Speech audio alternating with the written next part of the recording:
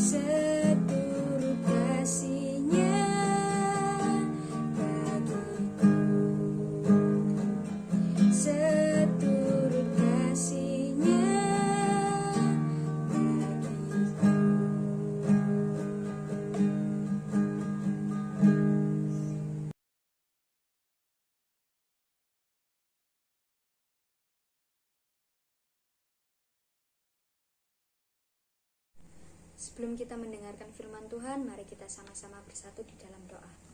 Terima kasih Tuhan buat kesempatan-Mu, kalau sebentar kami mau mendengarkan firman-Mu, biar kiranya Tuhan tolong kami, buka hati, buka telinga kami, biar kami bukan hanya jadi pendengar firman-Mu, tapi juga jadi pelaku firman-Mu. Biar apa yang kiranya disampaikan adalah daripada-Mu, bukan dari hamba-Mu ini Tuhan. Kami serahkan semuanya ke dalam nama-Mu, di dalam nama Tuhan Yesus. Haleluya, amin. Shalom. Untuk renungan hari ini saya mengambil tema yaitu Tuhan yang menyediakan, yang diambil dari Filipi 4 ayat 19. Demikian firman Tuhan.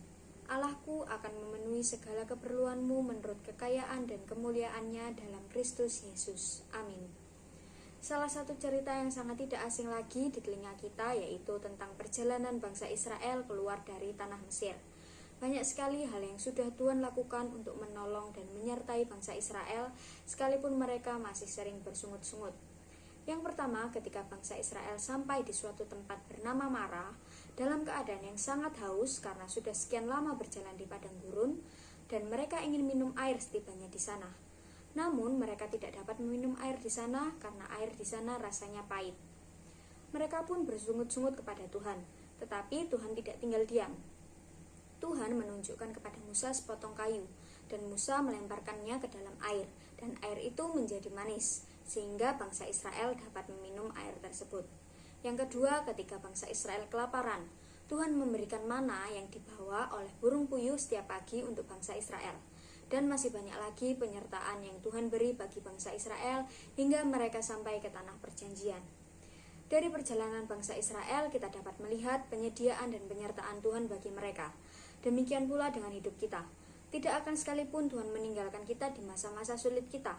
Sekalipun bangsa Israel ada di padang gurun yang kering, tanpa air, tanpa makanan, tetapi Tuhan yang menyediakan air dan makanan bagi bangsa Israel.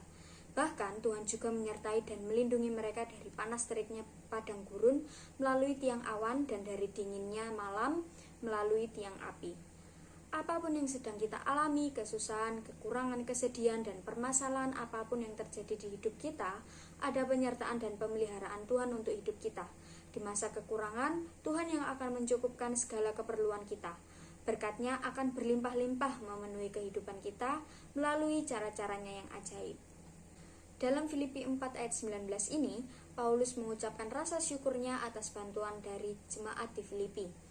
Jemaat di Filipi adalah jemaat yang paling memperhatikan Paulus. Selama pelayanannya, jemaat di Filipi banyak membantu Paulus dalam hal kebutuhan dana dimanapun Paulus melayani. Bisa kita baca di dalam Filipi 4 ayat 18. Kini aku telah menerima semua yang perlu daripadamu, malahan lebih daripada itu. Aku berkelimpahan karena aku telah menerima kirimanmu dari Epafroditus, suatu persembahan yang harum, suatu korban yang disukai dan yang berkenan kepada Allah. Paulus sangat bersyukur atas bantuan yang diberikan oleh jemaat di Filipi, karena melalui persembahan dan bantuan dari jemaat di Filipi, Paulus mengatakan bahwa ia menjadi sangat berkelimpahan. Apa yang dilakukan jemaat di Filipi tentu bukan hanya untuk Paulus saja, tetapi juga memberikan persembahan yang disukai dan berkenan kepada Allah. Kita bisa belajar lewat jemaat di Filipi. Ketika Tuhan menyediakan dan sudah memenuhi kebutuhan kita, tidak lupa juga kita saling memberi dan berbagi kepada sesama kita. Karena pemeliharaan dan pertolongan Tuhan bagi hidup umatnya tidak semata-mata datang langsung dari langit. Tuhan juga memakai dan menggerakkan hati seseorang untuk saling menolong dan memberi pertolongan kepada yang membutuhkan. Ketika ada banyak orang yang mengikuti Yesus ketika ia mengajar, Yesus memberi mereka makan dari 5 roti dan 2 ikan yang olehnya diucapkan berkat dan dibagikan kepada 5.000 orang laki-laki, belum termasuk anak-anak dan perempuan. Belum berhenti sampai di situ, berkat makanan itu tidak habis seluruhnya, dan ketika dikumpulkan oleh murid-muridnya, masih tersisa 12 bakul. Berkat yang datang dari Tuhan untuk anak-anaknya pasti akan sangat berlimpah untuk kita, dan mungkin bagi kita akan sangat berlebih. Oleh karena itu, berkat yang ada pada kita janganlah hendaknya kita simpan seorang diri. Janganlah terus merasa kurang dan tidak bersyukur atas berkat kelimpahan dari Tuhan. Namun biar kiranya kita juga bisa mengasihi sesama kita dengan menolong dan berbagi berkat yang sudah Tuhan beri untuk kita. Ketika kita mau memberi, kita mau menabur bagi pekerjaan Tuhan dan saling memberkati untuk saudara-saudara kita yang lainnya, maka Tuhan juga akan memenuhi kebutuhan kita menurut kekayaan dan kemuliaan-Nya.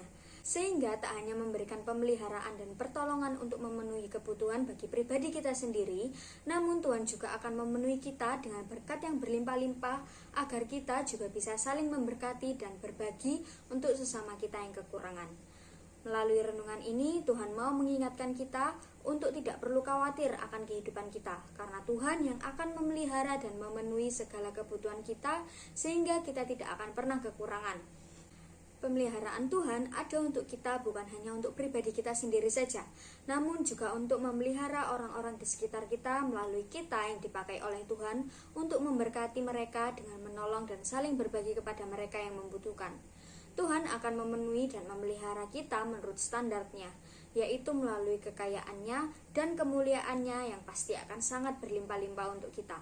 Dan semuanya itu diberikan untuk kita agar kita bisa memuliakan nama Tuhan. Amin. Demikian renungan yang bisa saya sampaikan. Tuhan Yesus memberkati. Sebelum mengakhirinya, mari kita bersatu di dalam doa. Terima kasih Tuhan Yesus untuk firman-Mu ini. Kami jadi percaya, kami tahu Tuhan Yesus, Tuhan yang akan memenuhi kebutuhan kami, Tuhan yang akan mencukupkan segala apa yang kami perlukan Tuhan. Dan ajari kami Tuhan buat mau mengasihi, mau memberi untuk orang lain melalui berkat yang Tuhan berikan, melalui apa yang ada pada kami. Terima kasih juga kalau kami bisa menyelesaikan ini karena pertolongan Tuhan, karena Tuhan Yesus yang sudah menyertai kami. Biar kiranya apa yang sudah kami dengar, apa yang jadi firman-Mu bisa jadi rema di dalam hidup kami, dan kami melakukannya seturut dengan kehendak-Mu Tuhan. Terima kasih untuk kebaikan-Mu, di dalam nama Tuhan Yesus. Haleluya, amin.